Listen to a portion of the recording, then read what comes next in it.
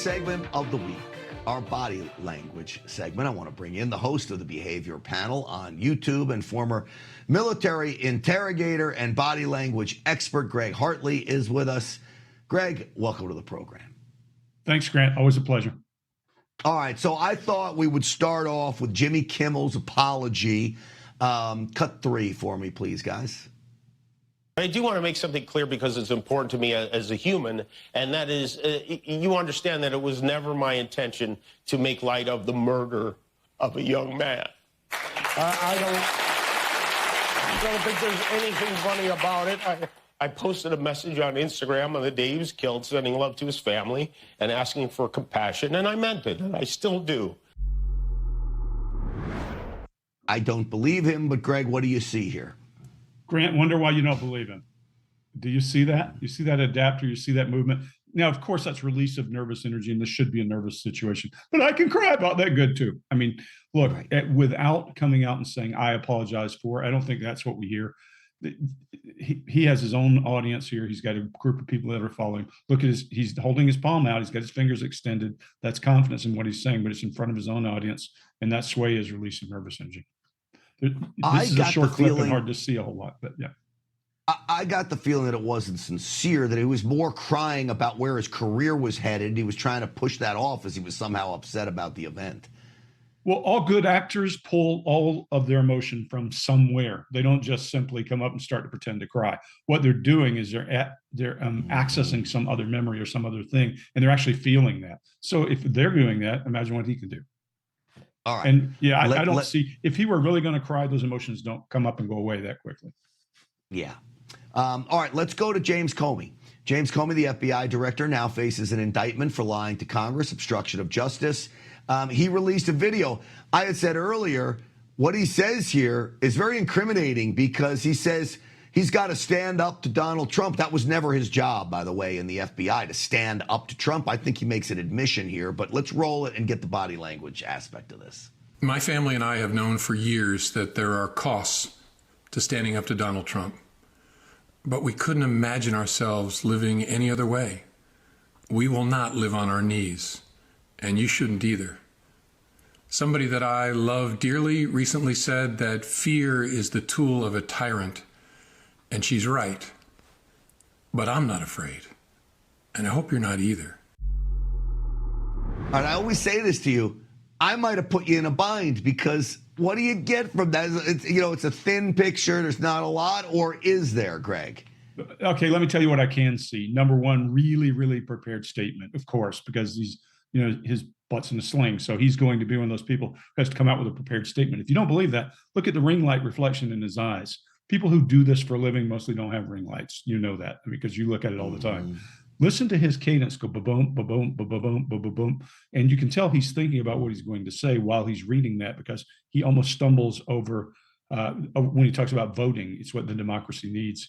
So you can hear there's a stumble or two. It's a prepared statement. It's like anything else. It leaves a very thin, like you said, it's a thin video. Doesn't leave a whole lot, but you can see that. And if he had sounded like this in front of Congress, we would believe him a lot more. But he didn't sound like this in front of Congress. Interesting. All right, this was one of your ideas, and I find it fascinating to read body language from a picture. And I've always said, judge a book by its cover because you can. I've always joked I was going to write a book. Judge a book by its cover because you can. This is a mugshot of Luigi Mangione. This is the guy that allegedly killed the healthcare CEO. What do you take? And we'll go through some of these, quote, assassins' mugshots, and we'll get your response to them. So first thing is I wrote a book called I Can Read You Like a Book. So yeah, that's a great idea for a book. But look at his face. Look, when we see people who are dejected because they've been arrested or wronged because they've done something wrong, we usually see that chin protecting the throat. We see sadness. We may see breaking eye contact. But we don't see that. We see defiance. We see his chin up. We see eye lock. He looks comfortable. This could be a high school photo for all that matters. And part of the reason is because that shows defiance. That shows indignation. That shows validation of him as a person. And I think that's what we're seeing. I said this to you kind of in passing. If this were Islam and he were shooting people for Islam, we would have called him a jihadi, a jihadist, one of those guys.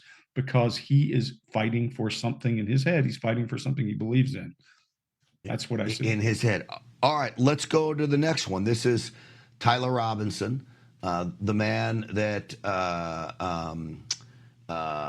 allegedly killed Charlie Kirk. What do you see here? Well, look again. Add everything I just said, and now add smugness. Look at those lips. That's smug, and that guy is smug, looking down his nose at the camera that's taking his mugshot. The problem with this becomes, if you think for just a minute about the language we're using, calling people fascists, calling people this, calling people that, and you're way out there on the left, then it starts to sound like what you believe is more normal than not.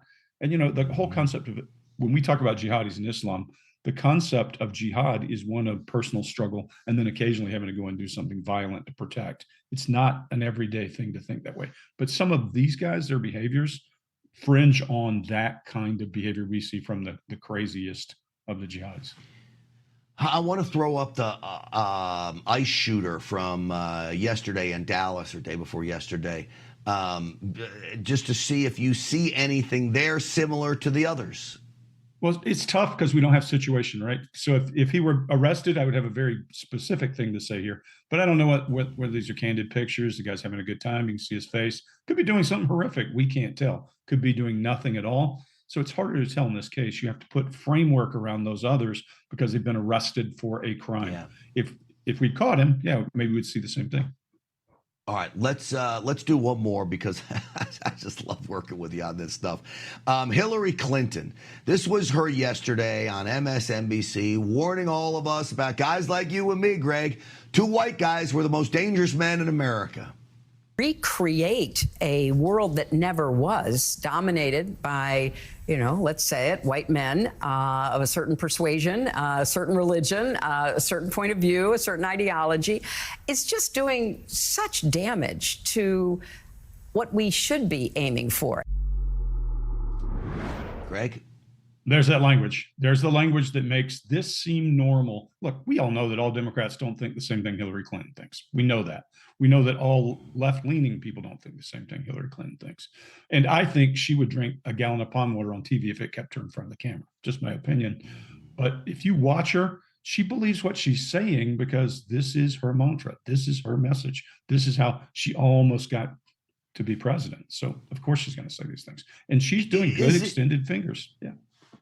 Is it you keep saying it enough, these people start to believe it? Well, if all your data coming in is one thing, you're going to get the wrong impression. You're going to build an image that is absolutely 100% there. You see Joe in the background. Earlier, we heard him talking about things about divisive language. Well, he's as divisive as anybody on earth.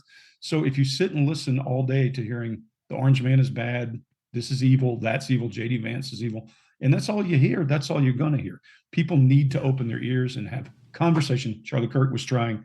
You try to reach across and talk to people about what you believe and what they believe. That's why I say it's time for you to open your mouth if you haven't, and you have right-wing views or right-leaning views. Right-wing is an extreme word to some people. So, Yeah, absolutely. Greg Hartley, it's great. She says the white guys are dangerous. I said she's talking about you and me. She is talking about us, and we are very dangerous. If you threaten us or our families, you better believe we may be the most dangerous men in the world. But beyond that, we're keeping everybody around us safe. Greg Hartley, I appreciate you coming on the program today. Thanks, pleasure. Absolutely. ReadBodyLanguage.com is his website, and of course, the Behavior Panel on YouTube. Nexstar and Sinclair, these ABC affiliates, they caved. Who did they cave to? We'll talk about it next.